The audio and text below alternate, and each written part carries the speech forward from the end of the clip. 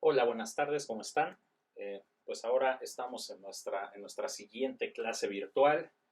Afortunadamente pude comprar un pequeño pizarrón que espero que nos ayude un poco más con las explicaciones y al menos a mí me va a hacer sentirme un poquito más cómodo porque va mejor con el estilo de clase que normalmente doy. Así voy a poder pasearme un poquito porque mi cuarto es chiquito, pero de esta manera creo que me va a ayudar al menos a hacerlo más fluido y si les ayuda a ustedes, pues qué mejor. Como siempre, como en cada clase, vamos a repasar un poco lo que vimos la clase anterior. En este caso estamos analizando la lectura del Estado mexicano, su estructura constitucional, y en la clase anterior veíamos el elemento humano. Respecto del elemento humano, vimos que el autor básicamente nos dice que la sociedad del Estado mexicano primero se divide en dos grandes categorías. La primera, que son nacionales, y la segunda, que son extranjeros. Repito, el autor nos dice que la sociedad que integra el Estado mexicano se divide en nacionales y en extranjeros. Estos, a su vez, siempre se subdividen en dos. Tenemos personas físicas y tenemos personas morales. Eso es lo primero que nos decía el autor.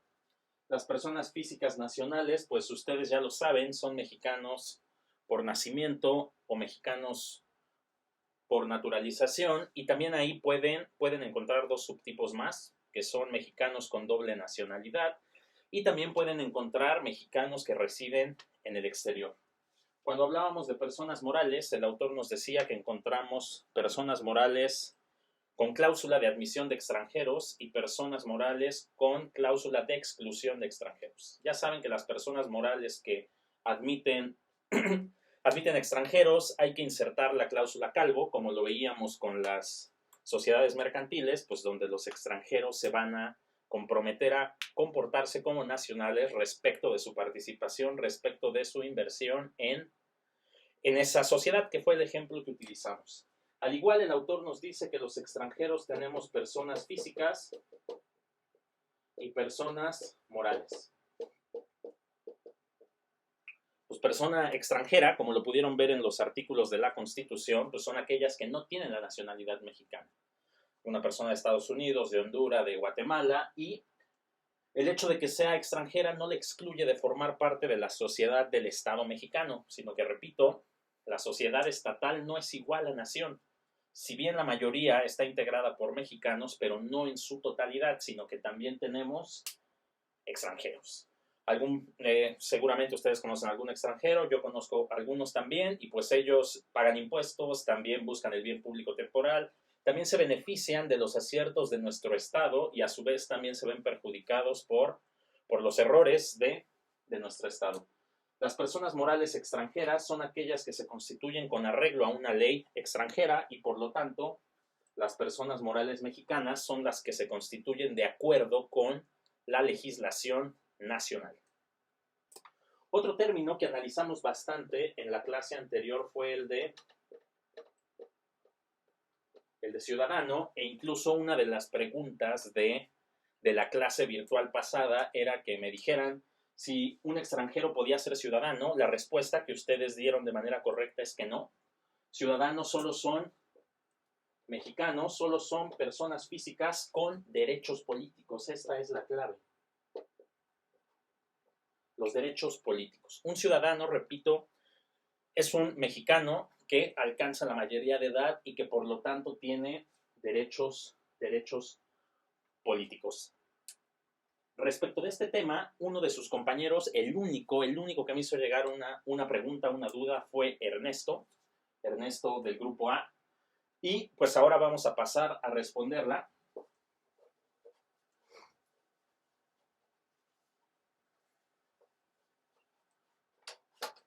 Ustedes vieron y leyeron en los artículos de la Constitución que pues inclusive aquí está la pregunta de Ernesto, ¿no es cierto? Está aquí. Ustedes vieron que en el artículo 34 de la Constitución mexicana para ser ciudadano se necesitan 3 requisitos. El primero, perdón, vamos a hacerlo más gráfico. Estamos hablando de quién es ciudadano. Y veíamos que la Constitución, repito, en el artículo 34 establece 3 requisitos principales. El primero, ser mexicano.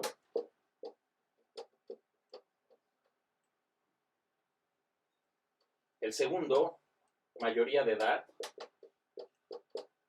Esto quiere decir haber cumplido 18 años. Y finalmente 3, y esto es la pregunta de Ernesto, tener un modo honesto de vivir.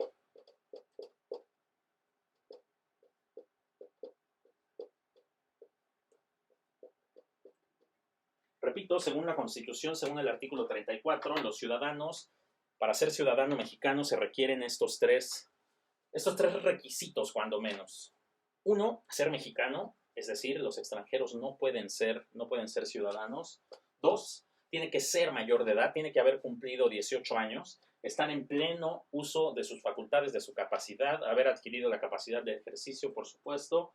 Y finalmente, tener un modo honesto de vivir. Ernesto me preguntaba que, ¿quién decide quién tiene un modo honesto de vivir? Yo tengo un modo honesto de vivir, ustedes tienen un modo honesto de vivir. ¿Quién decide quién tiene un modo honesto de vivir? La respuesta para Ernesto y para todos, si es que les resulta interesante esta pregunta, que lo es que por regla general todos tienen un modo honesto de vivir. Es decir, la ley presume que todas las personas con estas características tienen un modo honesto de vivir. Es decir, es una presunción. Es una presunción. La ley, nuestra Constitución, presume que todos tenemos un modo honesto de vivir. Sin embargo, hay ocasiones en que los derechos ciudadanos, primero regresando, la ciudadanía nos da acceso a ciertos derechos. Esos derechos ciudadanos ustedes los pueden encontrar en el artículo 35 de la Constitución, que a grandes rasgos es votar y ser votado, podernos asociarnos para formar y participar en los asuntos políticos de nuestro país, tomar las armas, formular derecho de petición, etcétera, etcétera. El ser ciudadano nos da acceso a varios derechos que no tienen los extranjeros. Por ejemplo, los extranjeros no pueden votar, los extranjeros no pueden ser votados. Los mexicanos, cuando adquieren la ciudadanía, sí pueden serlo. En ese caso, sí podrían ser votados. Sin embargo, estos derechos se suspenden en algunos supuestos. Y muchos tienen que ver con esto. Hay algunos supuestos en los que se considera que los ciudadanos dejan de tener un modo honesto de vivir y, por lo tanto, provisionalmente se suspenden sus derechos ciudadanos. Es decir, le repito, Ernesto y a todos los demás, por presunción de la ley, todos tenemos un modo honesto de vivir, únicamente falta alcanzar estos tres características, estos 3 supuestos, pero sin embargo, bajo ciertas circunstancias, estos derechos ciudadanos se pueden suspender. Y una de las causas es que hay presunciones, hay ciertos casos en los que la Constitución, la propia Constitución, considera que no tenemos un modo honesto de vivir y que por lo tanto nuestros derechos ciudadanos deben suspenderse. Estos supuestos, estas fracciones las encuentran en el artículo 38 de la Constitución. La primera fracción nos dice cuando un ciudadano incumpla sus obligaciones como ciudadano. La segunda fracción, y esta es la más común, de las más comunes, es cuando estamos sujetos a un proceso criminal, cuando estamos sujetos a un proceso penal, que ustedes ya están empezando a conocer en su clase un poquito de esta materia, por un delito que merezca pena privativa de la libertad, mientras dure ese proceso, a partir de lo que antes era el auto de formal prisión y que ahora es un auto de vinculación a proceso, se verán suspendidos los derechos ciudadanos. Es decir, cuando estamos sujetos a un proceso que merezca pena privativa de la libertad, un proceso penal, la Constitución establece que nuestros derechos quedan suspendidos. Con mayor razón, la siguiente fracción es que las personas que se encuentran cumpliendo con una pena privativa de la libertad en un centro penitenciario también ven suspendidos sus derechos ciudadanos. Estos son algunos supuestos y eso era para responder un poco a la pregunta de Ernesto de cuándo dejamos de ser ciudadanos. Pero muy bien, este es el breve repaso de la clase anterior. Les repito, lo que estamos viendo es la teoría general del Estado que ustedes ya aprendieron. La estamos aplicando a nuestro Estado mexicano, a nuestro país, a nuestra Constitución, y es por eso que vamos viendo poco a poco cómo aterriza todo lo que ustedes ya saben y que saben bien en la realidad constitucional de nuestro país. Esto que vimos es el elemento humano, por favor, no se les olvide, va a ser pregunta de examen, sin duda alguna. Pues ahora vamos a borrar para avanzar con el siguiente elemento. El siguiente elemento que aborda nuestro autor es el de territorio. Aquí no vamos a ahondar más, únicamente vamos a hacer ciertas menciones porque este tema ustedes ya lo dominan bien.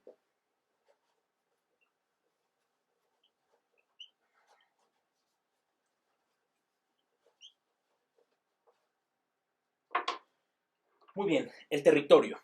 ¿Qué estamos viendo del territorio? Pues básicamente lo que hemos venido estudiando es qué partes integran el territorio del Estado mexicano. Ustedes saben que el territorio es uno de los elementos esenciales para el Estado. Sin un territorio, el Estado no puede existir. Necesitamos ese lugar donde se ubique, el asiento físico, pues, de las personas. El dibujo es el de siempre. ¿Qué integra el territorio mexicano? La superficie terrestre, el subsuelo, el espacio aéreo,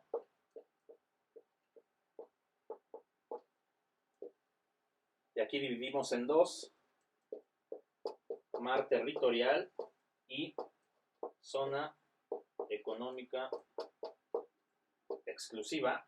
Este dibujito, que aquí me queda más feo porque tengo menos espacio y además mi pizarrón se mueve, pues son los elementos que integran el Estado mexicano, como les comentaba: superficie terrestre, subsuelo, espacio aéreo o atmósfera, mar territorial y la zona económica exclusiva. ¿Esto dónde lo encontramos? Porque lo que quiero es que vayan viendo todo esto en su Constitución, que vayan viendo dónde están ubicadas las disposiciones que aquí estamos utilizando, y pues básicamente el artículo principal que ustedes tienen o tuvieron que leer antes de que empezara este video es el artículo 42 de nuestra Constitución, y ahí vienen las 6 fracciones en las que el constituyente estableció cuáles son las partes que integran, repito, el territorio del Estado mexicano.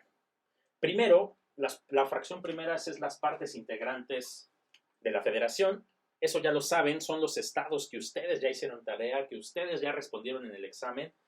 Es necesario que dominen.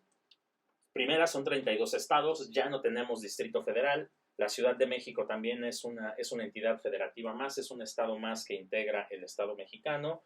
Y sobre todo yo les decía que tienen que ser unos buenos embajadores de su país, y todos y cada uno de ustedes tienen que conocer las capitales de nuestros 32 estados. Ya vino una pregunta así en el examen, lamentablemente muchos la tuvieron mal. Espero que se pongan las pilas con eso. Otro elemento, la fracción segunda del artículo 42 que ustedes pudieron leer, son las islas, incluyendo arrecifes y cayos. En nuestro país, ustedes, si estuviéramos en clase, les dejaría una bonita tarea que tiene que ver con las islas. En este caso no la vamos a dejar, pero México tiene un montón de islas. Todas esas también forman parte del territorio mexicano, y por lo tanto ahí el Estado mexicano es soberano, y por lo tanto ahí el Estado mexicano tiene jurisdicción y facultades. Específicamente, la fracción tercera nos habla de las islas de Guadalupe y de Revillagigedo. ¿Ok? Esas también son islas que están situadas en el Océano Pacífico. Si no saben dónde está el Océano Pacífico, por favor, investíguenlo. También forma parte del territorio nacional la plataforma continental y los zócalos submarinos, las aguas del mar territorial, en los términos que fija el derecho internacional, y finalmente todo el espacio y la superficie no solo abarca aquí, sino la superficie es esto, todo el espacio aéreo que está sobre el territorio nacional. Otro artículo que ustedes tuvieron que haber leído antes de este video, que también es destacado, es el artículo 44. El artículo 44 de lo que habla es de la Ciudad de México. La Ciudad de México es la sede de los poderes de la Unión. Ahí encontramos al Ejecutivo Federal, Legislativo Federal y la base central del Poder Judicial Federal, pero ahí ya se ve que la Ciudad de México no es un distrito federal, sino que es una entidad federativa. Esta es una reforma reciente, ahí la pueden ver también en su Constitución. Finalmente, o no finalmente, pero el siguiente artículo destacado que ustedes tuvieron que analizar es el artículo 43. El artículo 43, ahí vienen ordenados alfabéticamente esos 32 estados que son la parte integrante del territorio nacional. Esto nos va a servir pues porque ya hemos empezado a usar término de federación y algunas cosas que ya vamos a aplicar porque en videos posteriores vamos a empezar a analizar cuál es la naturaleza, cuál es el ADN del Estado mexicano, que les adelanto es una federación y parte de la unión de esos 32 estados, división de facultades, división de atribuciones. El otro artículo importante es el artículo 48. Ese artículo 48 merece una mención especial porque nos habla de las islas y voy a tratar un poco de que entiendan cómo funcionan las islas en nuestro país.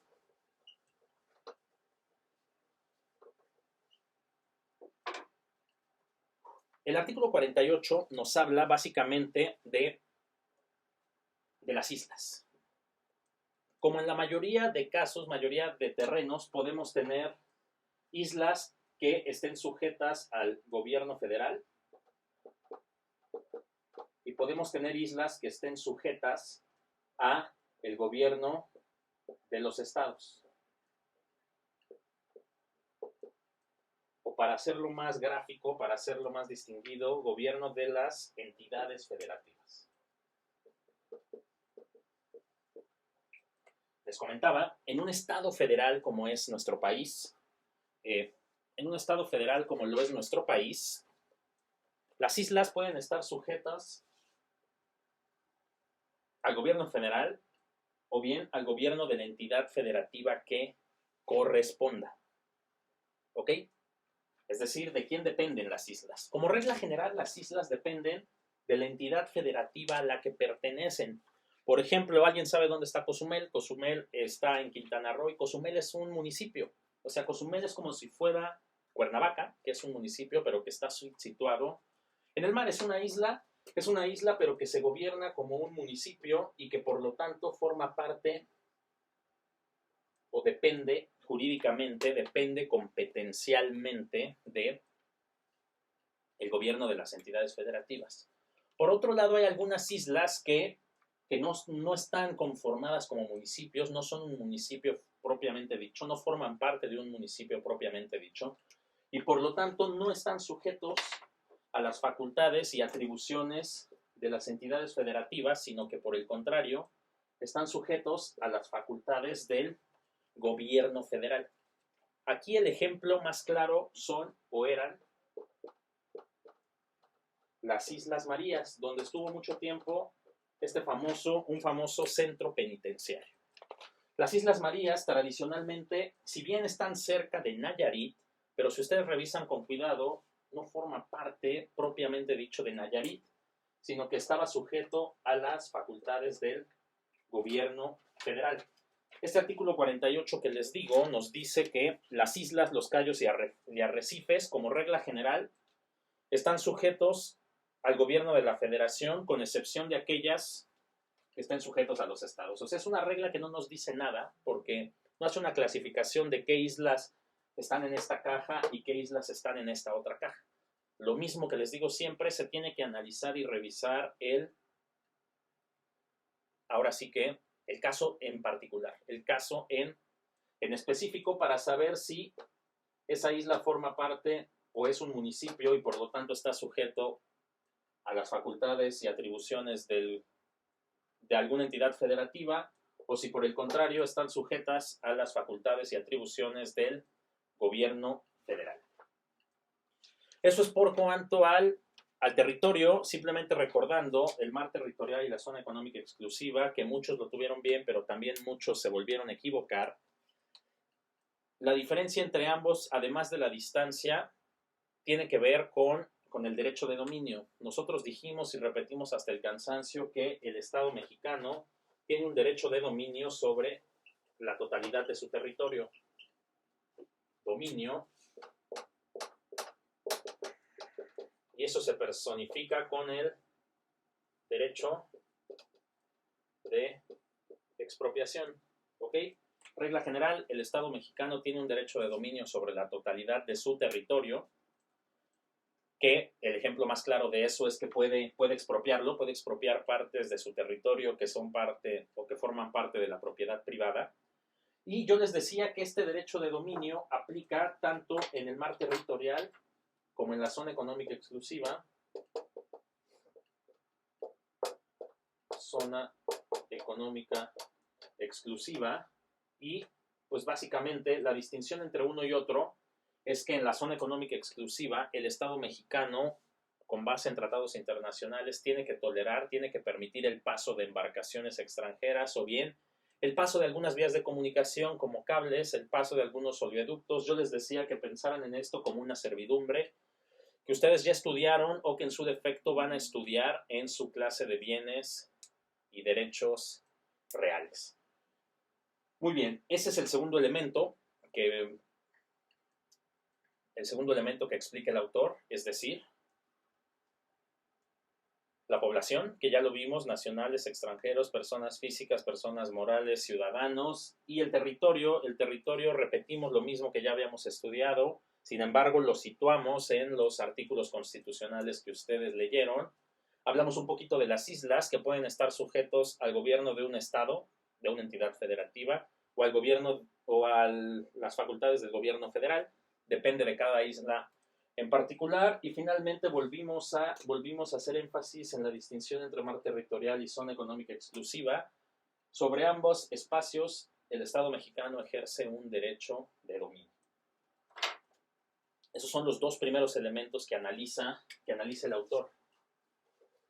El tercero, y les voy a pedir de favor que vuelvan a leer, porque este tema está complicado y es el que vamos a abordar en el siguiente video. Tiene que ver con formas de Estado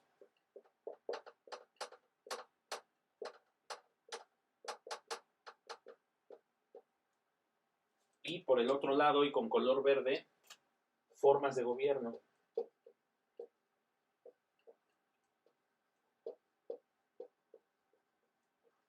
Es decir, ustedes van a tener que analizar y distinguir entre estas dos, que ese va a ser nuestro siguiente video. Así que, si bien no hay reporte de lectura que entregar para la siguiente clase, lo que les pido, por favor, es que vuelvan a leer esta lectura sobre la que estaremos trabajando los últimos videos. Pues como siempre, ya saben, antes de que termine la hora de esta clase virtual, tienen que mandar la tarea al ingeniero Santos, por favor. Él, además de que es un control de asistencia, también son actividades que vamos a tomar en cuenta para las calificaciones. Y por favor, ya sea a través de su jefe de grupo que corresponda, háganme llegar las dudas o los temas en los que quieren que profundicemos un poquito más. ¿Ok? Pues listo, les agradezco como siempre su atención y por favor repasen, pongan énfasis en estos dos temas, que es las cuestiones complicadas que vamos a abordar en la siguiente clase. Hasta luego.